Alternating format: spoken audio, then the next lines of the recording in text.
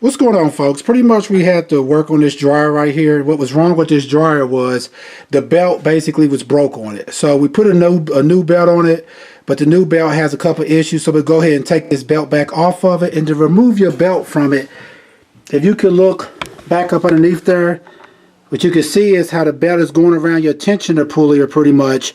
And then it's going around the motor itself, which is basically back behind here. So to remove your belt, normally what you have to do, if you see my hand, I'm on tensioner pulley. You just kind of want to pull that pulley towards you. And once you do that, you see what I'm doing? I'm pulling that pulley toward me, and then I'm just slipping the belt off of the pulley just like that. You see how I did it? Now that's released, now you'll be able to take the belt out, as well as if you had to actually remove the bucket itself for some reason.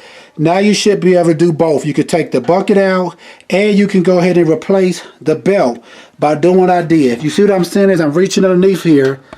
This is a tensioner pulley. You just want to pull that pulley up like that, and that will take the tension off of the belt, and you can remove the belt from off of your dryer. Alright folks, once again, this is how you would remove a belt on your dryer, just in case you to change the belt out, or you need to take out the bucket for some reason, say to get to the motor, to change that motor out.